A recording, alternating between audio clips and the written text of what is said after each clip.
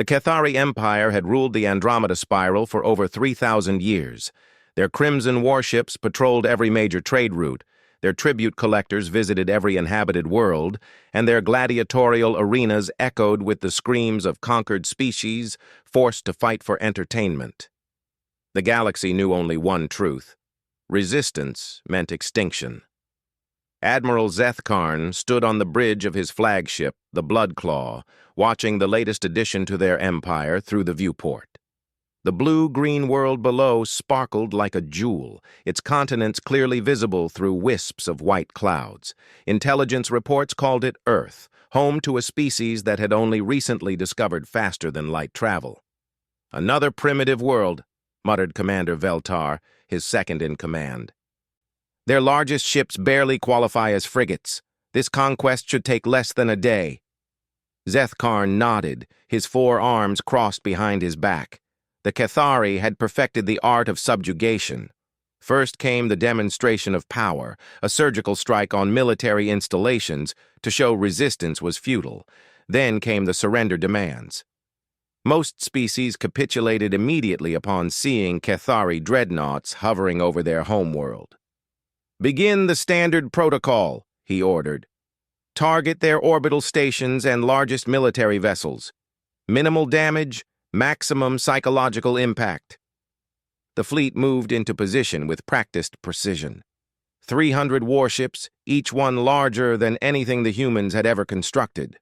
The Bloodclaw alone stretched 15 kilometers from bow to stern, bristling with weapons that could crack continents.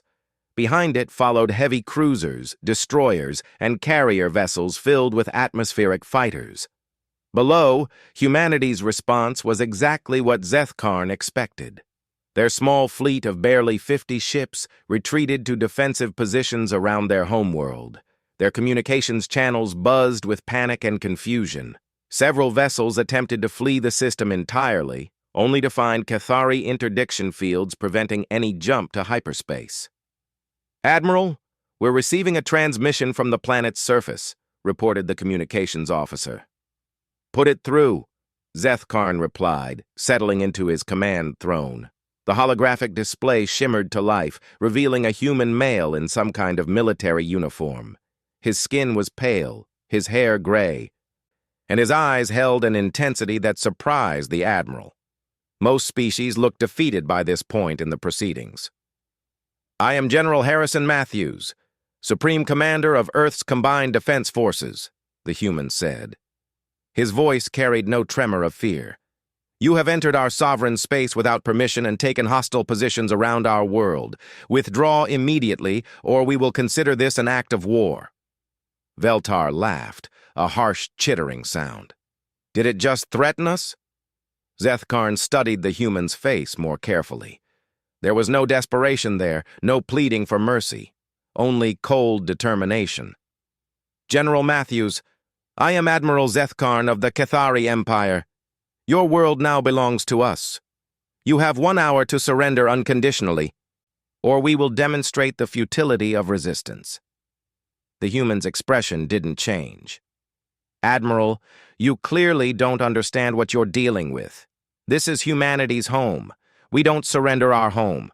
We defend it." The transmission cut out. Zethkarn stared at the empty display for a moment before turning to his tactical officer. "Scan their fleet again. Are we missing something?" "Negative, Admiral. 53 vessels total. Largest is 800 meters. Their weapons appear to be primitive kinetic and fusion-based systems. No energy shields detected.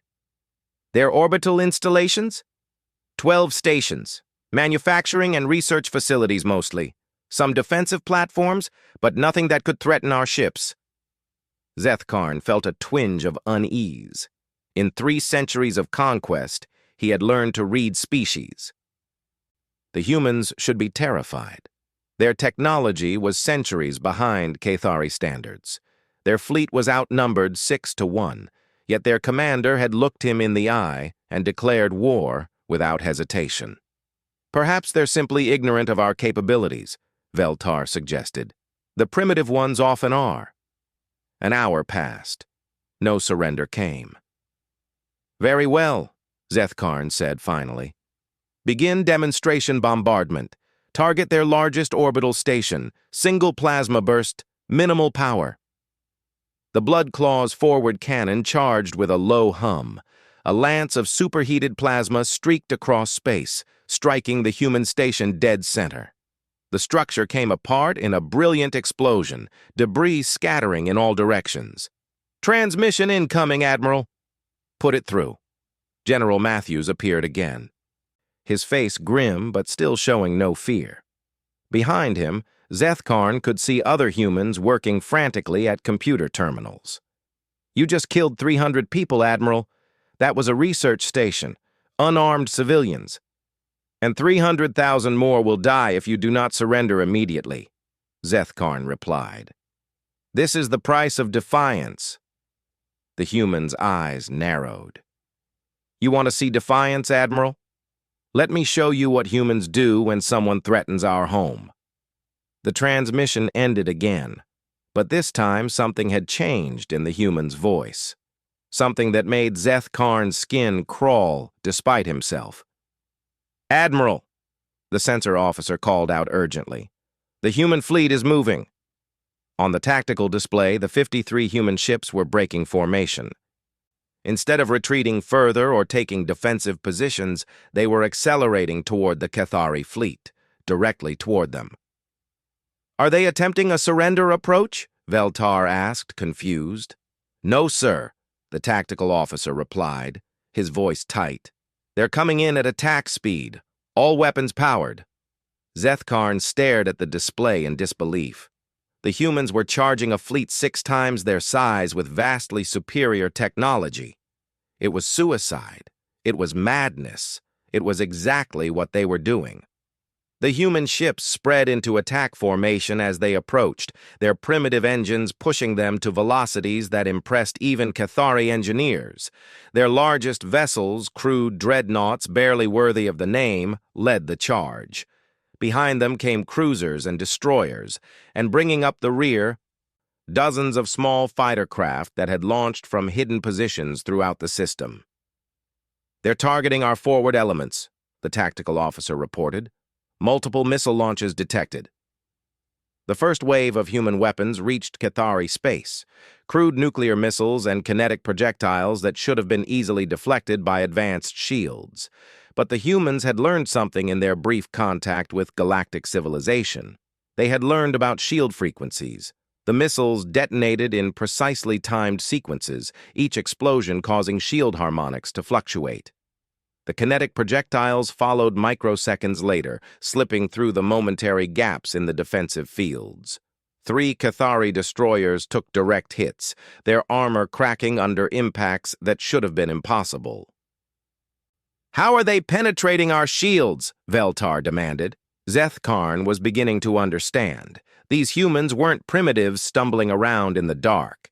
They had been watching, learning, preparing. The question was, preparing for what? The human dreadnought UES Defiance led the charge, its hull scarred from a dozen battles against pirates and raiders in the outer systems. Captain Sarah Chen stood on her bridge, watching the Cathari fleet grow larger on the view screen. Her ship was outgunned, outarmored, and outmatched in every way that mattered. Except one.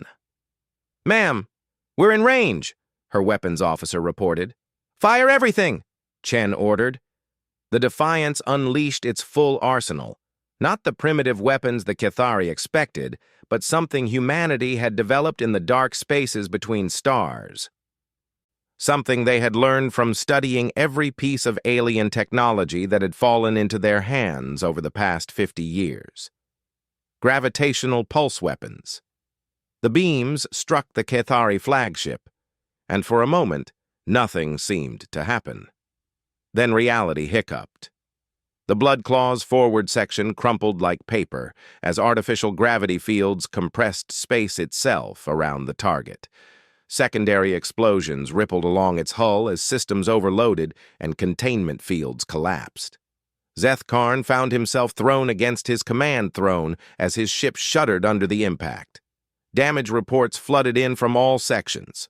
Whatever the humans had just hit them with, it had bypassed every defensive system they possessed. "Return fire!" he roared. "All batteries, target that ship!"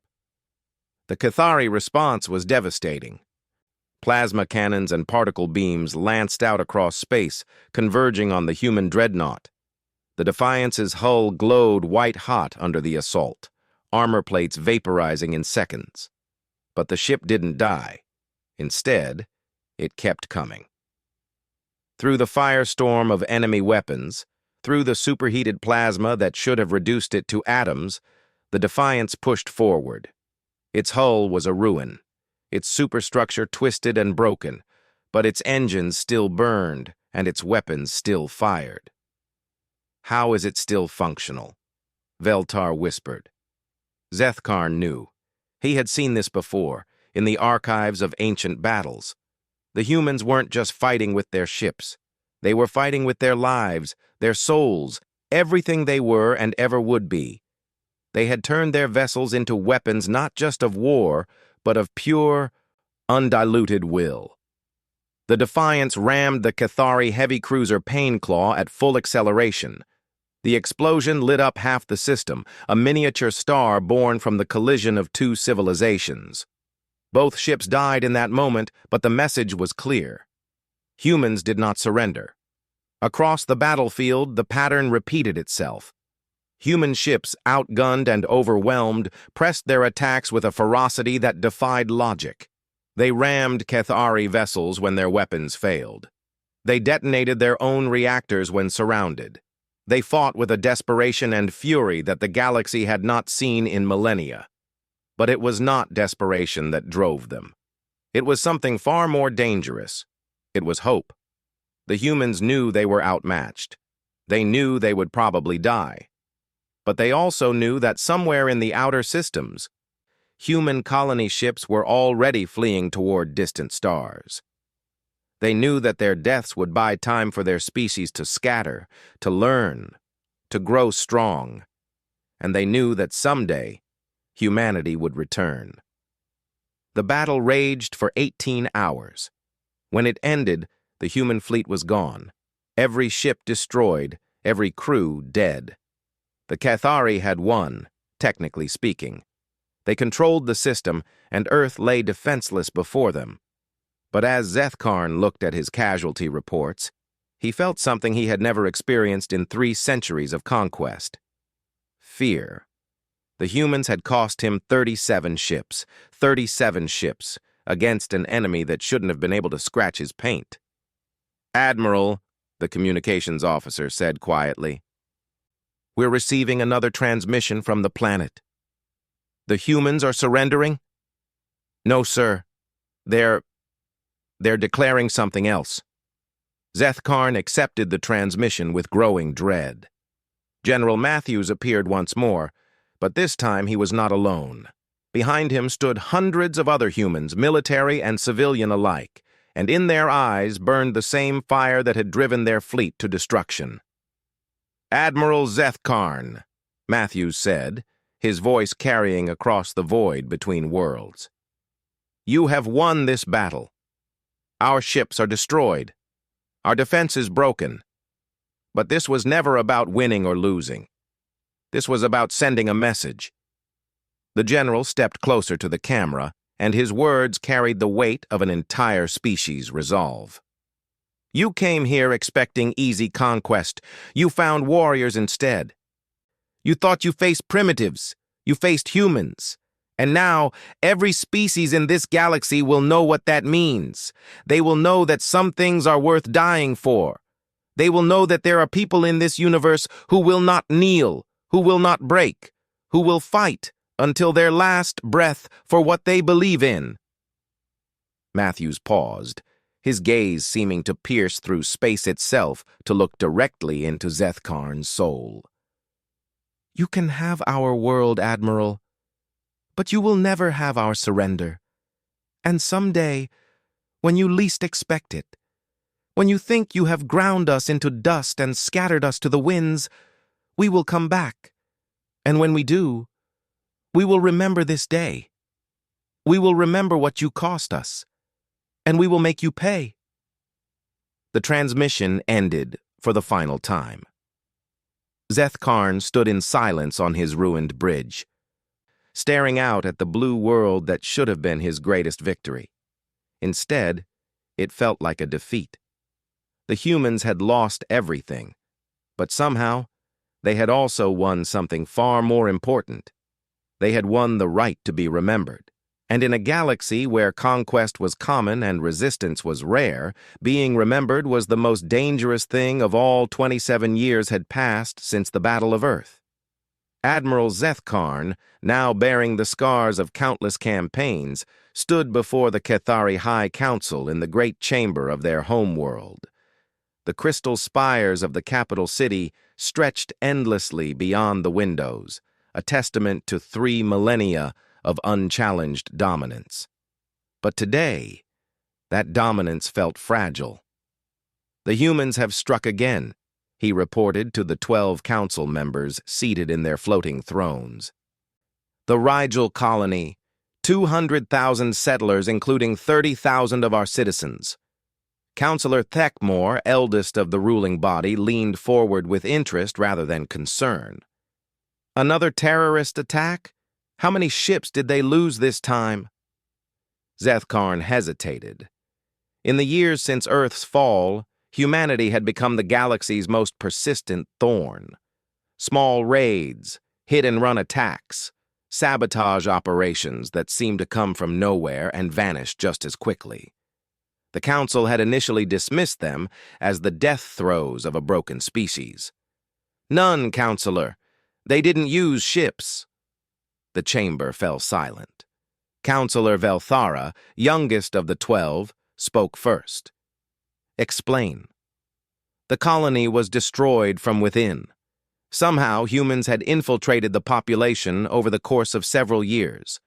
They had taken jobs, formed relationships, integrated completely into colonial society.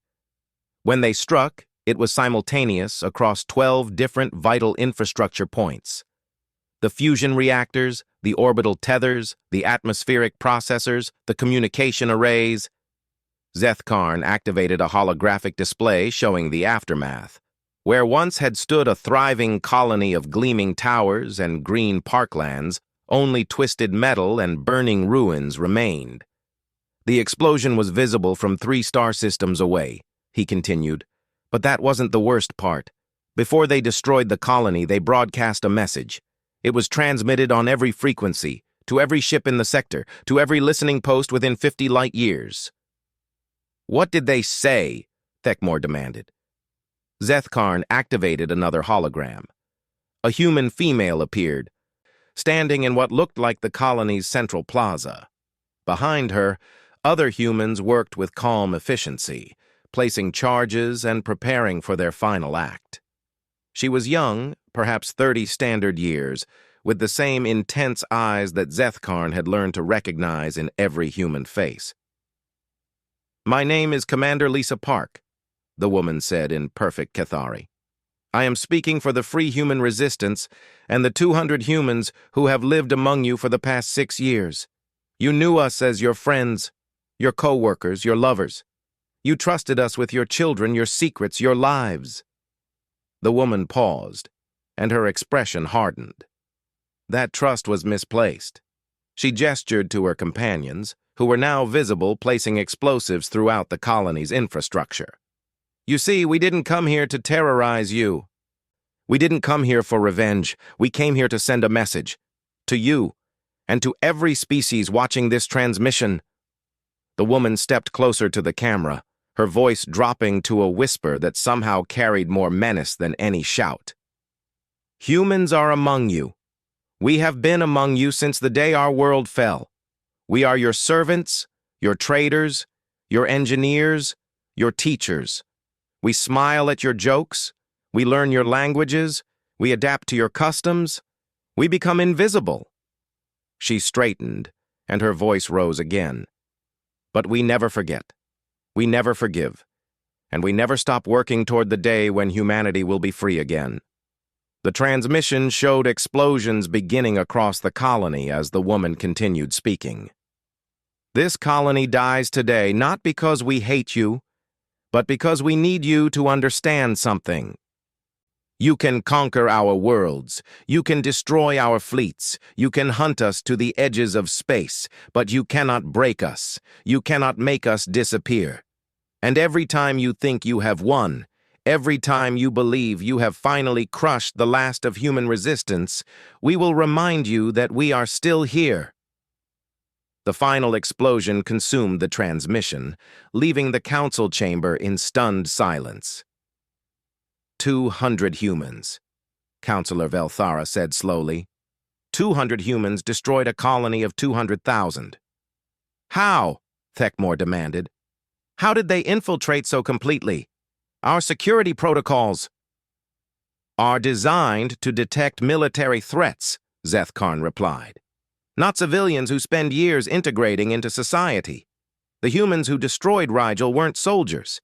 Intelligence indicates they were teachers, mechanics, shop owners, artists. They lived normal lives for 6 years. They had friends, relationships. Some even had children with other species. And then they murdered everyone they had ever known, Councillor Kethval observed with disgust. Zethkarn shook his head.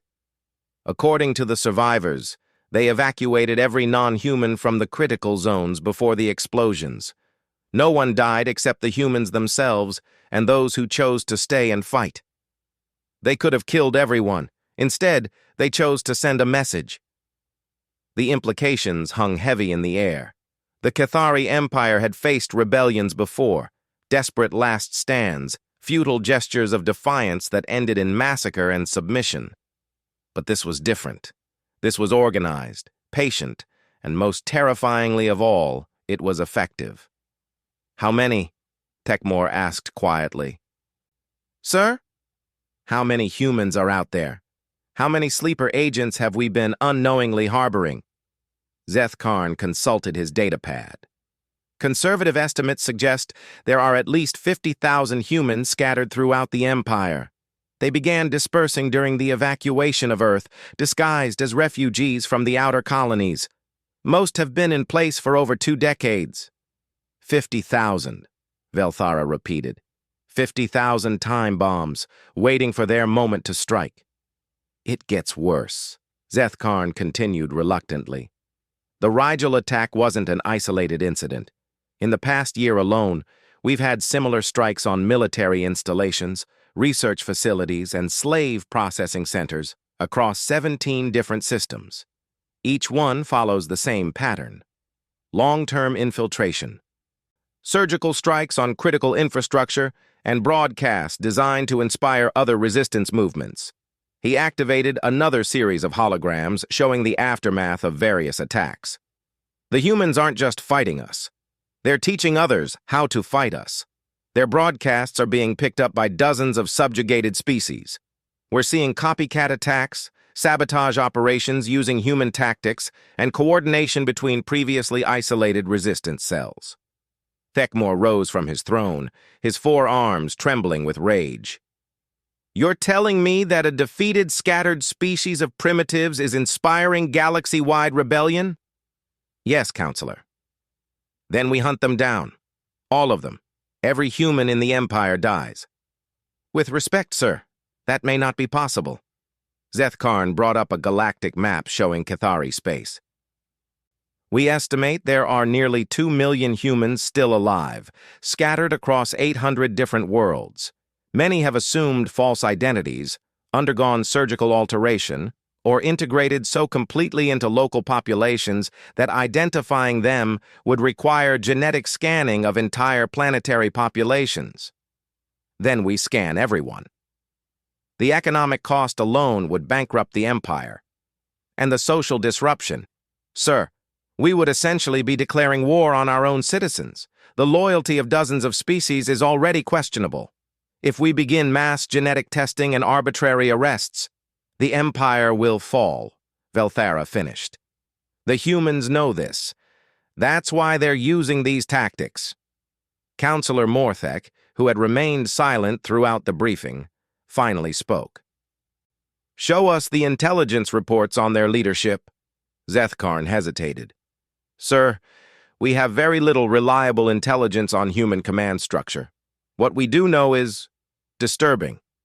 Explain. The resistance appears to be operating without centralized leadership. Each cell acts independently with minimal communication between groups. They share tactics and information through coded messages embedded in seemingly innocent commercial transmissions, but there's no evidence of a command hierarchy. Impossible. No military organization can function without leadership. The humans aren't operating as a military organization, sir. They're operating as an idea. Each cell is autonomous, each operation is planned and executed locally, and each attack is designed not just to inflict damage, but to inspire others to act. Zethkarn brought up intercepted human communications, fragments of messages that intelligence had managed to decode. They call it the Long War, not a battle to retake their territory, but a generational campaign to outlast us. Their strategy isn't to defeat the Empire militarily. It's to make ruling the Empire so costly and difficult that we eventually abandon it. And it's working, Velthera said quietly.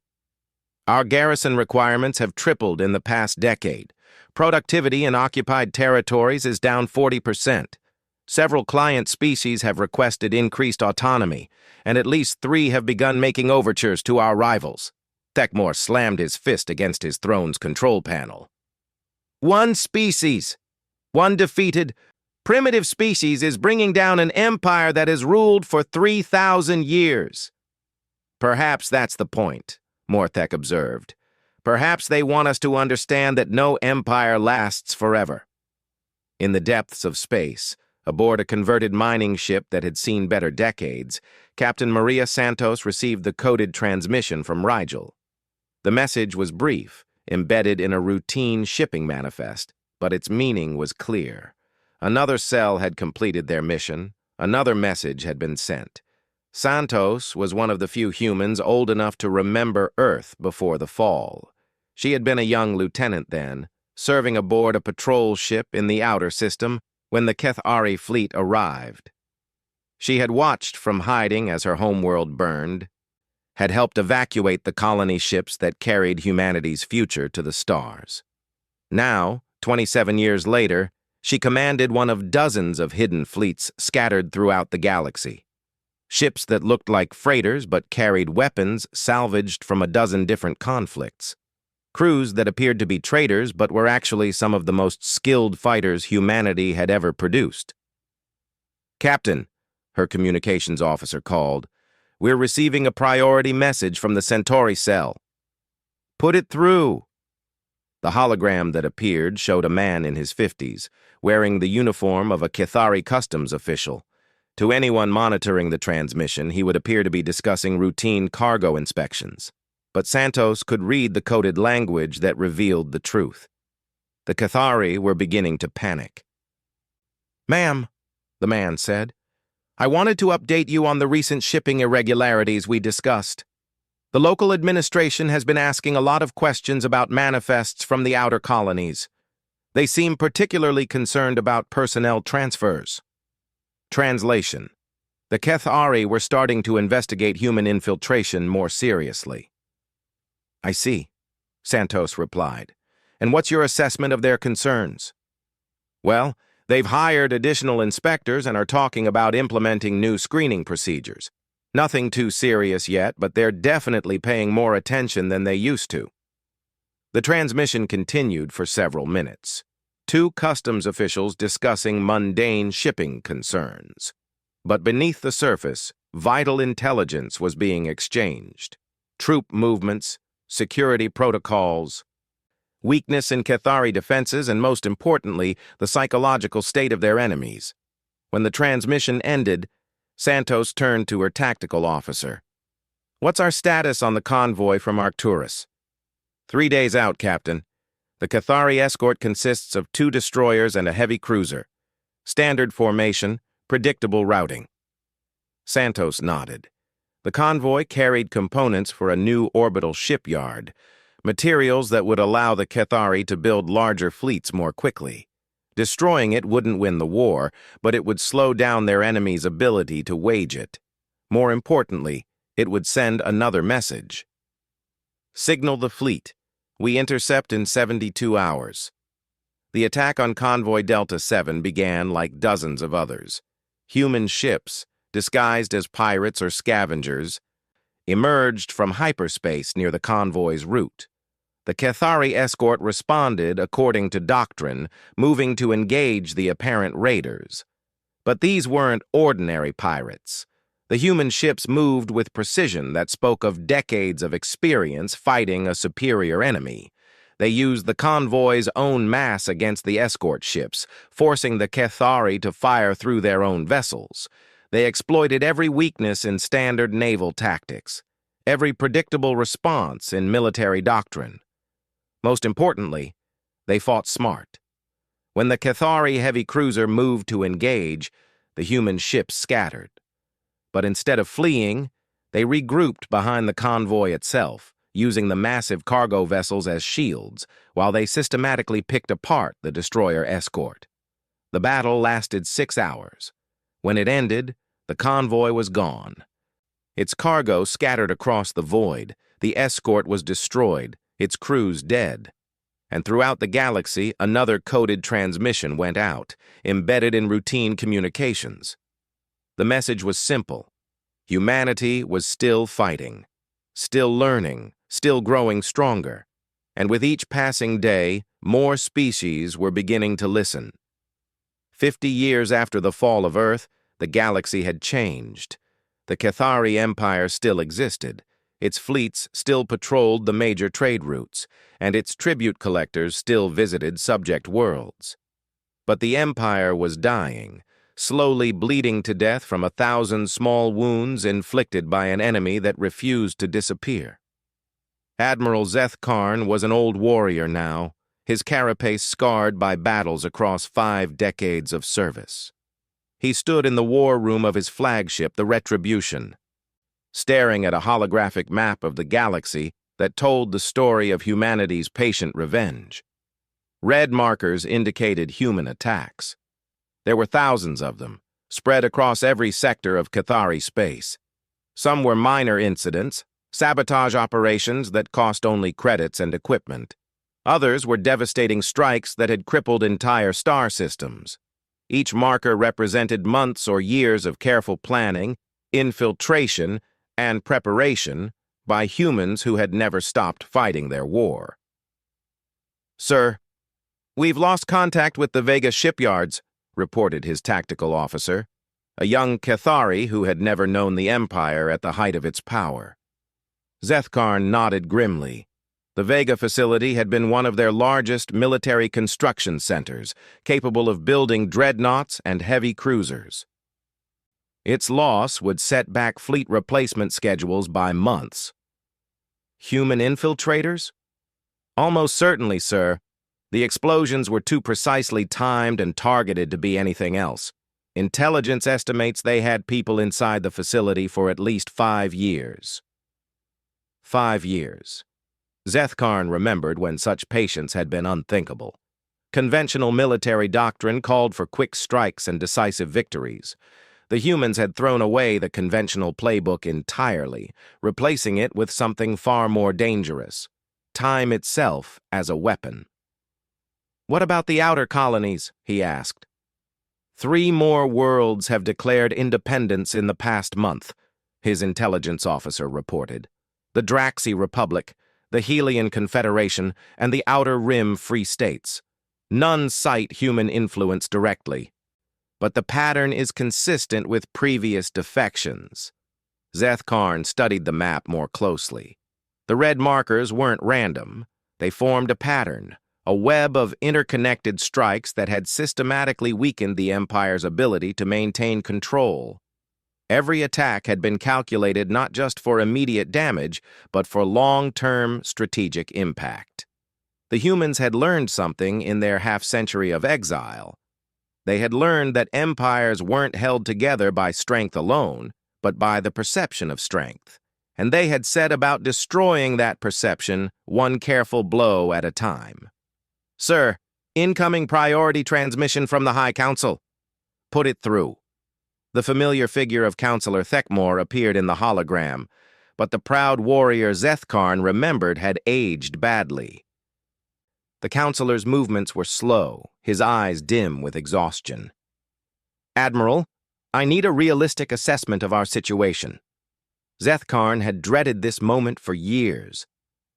"Counselor, the Empire is no longer sustainable in its current form." "Explain." "We're fighting a war on 7,000 fronts against an enemy we can't see, can't predict, and can't negotiate with. Our garrison requirements have increased six-fold since the humans began their campaign. Military spending now consumes 80% of our total budget, but we still can't maintain security in our own territory." Zethkarn highlighted sections of the galactic map. 17 client species have declared independence. 23 more are in active rebellion. Our trade revenues are down 70%. Our tribute collection has become impossible in many sectors. And morale throughout the fleet is at historic lows. And the humans? Still fighting, still growing stronger. Intelligence estimates suggest their numbers have actually increased over the past decade. They're not just surviving out there, Counselor.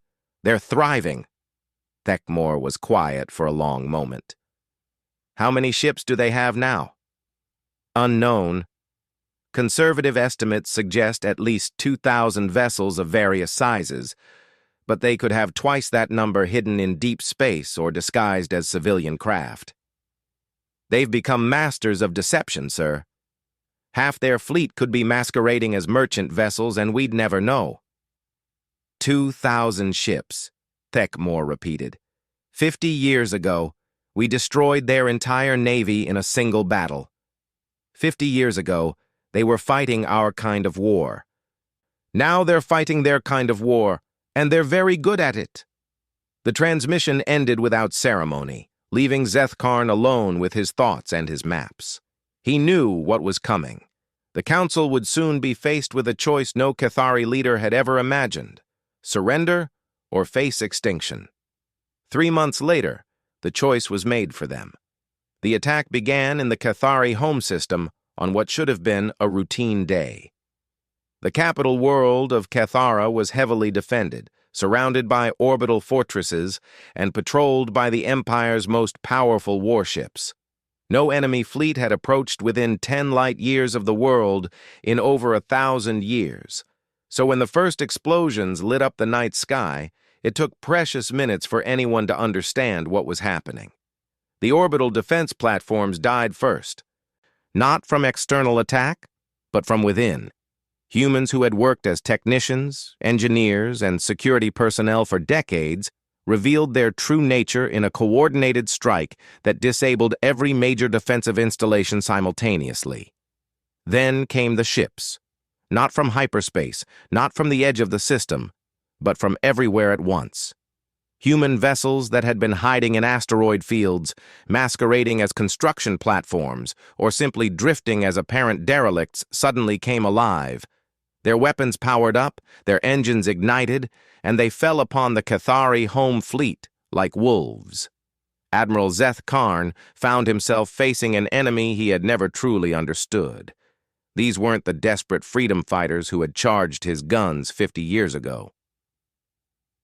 These were patient hunters who had spent decades learning everything about their prey. The humans had studied Cathari tactics until they could predict every move. They had infiltrated the fleet command structure until they knew every weakness. They had positioned themselves throughout the system until they could strike from any direction. Most terrifyingly of all, they had learned to fight without honor, without mercy, and without hesitation. The battle for Cathara lasted 3 days. When it ended, the Cathari home fleet was destroyed, the orbital defenses were in ruins, and the capital world lay helpless beneath human guns. But the humans didn't land. They didn't invade. They didn't conquer. Instead, they broadcast.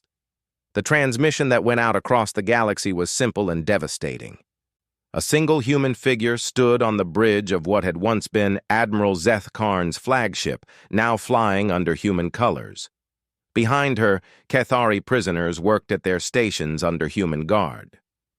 "My name is Admiral Sarah Chen," the the woman said.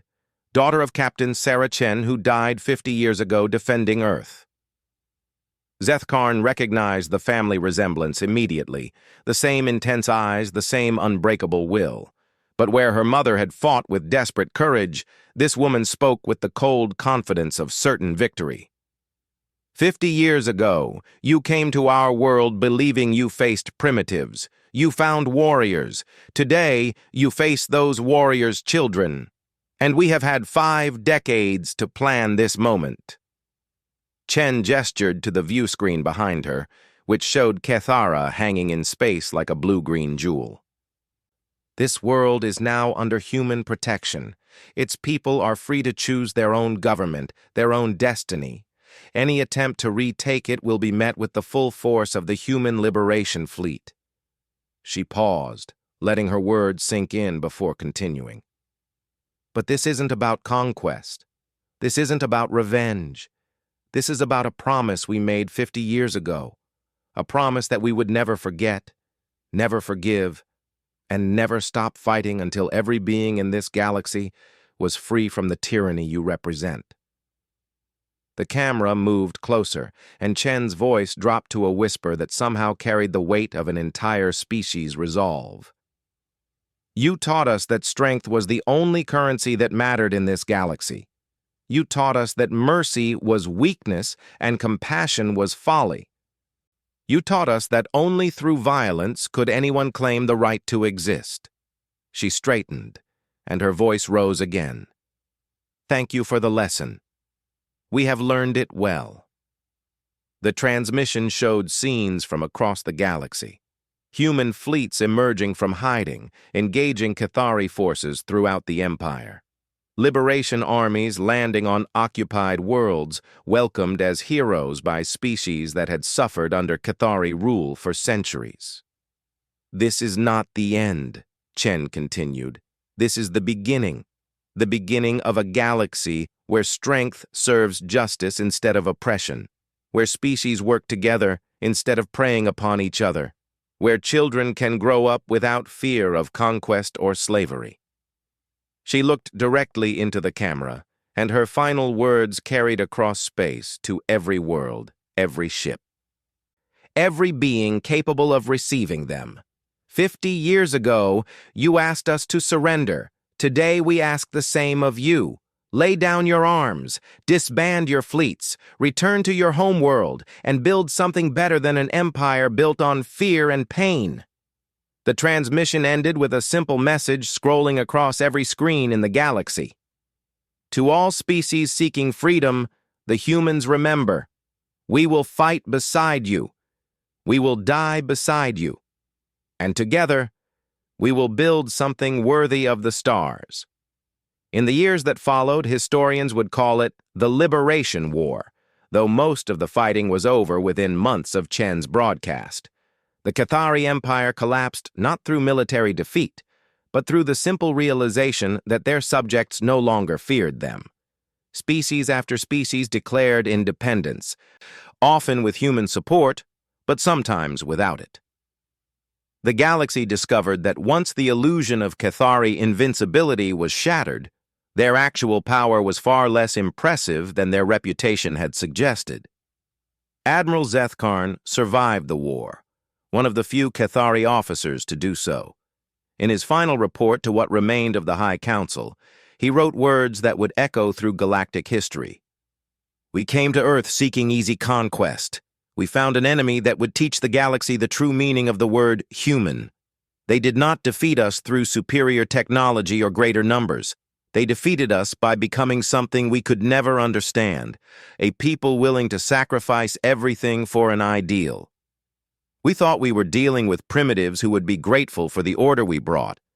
Instead, we encountered a species that valued freedom more than life, justice more than peace, and hope more than safety.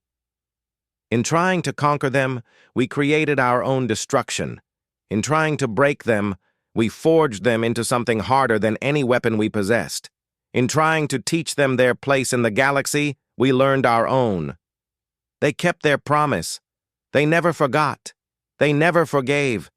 and they never stopped fighting until every being in the galaxy had the chance to choose their own destiny. Let this be recorded for future generations. The word human now means something new in this galaxy. It means hope. It means freedom. And it means that no matter how dark the night becomes, somewhere in the void, someone is still fighting for the light. The galaxy would remember that lesson for a very long time. And every time a tyrant rose to power, every time an empire sought to conquer the weak, someone would whisper a single word that had become the galaxy's most powerful weapon against oppression: human.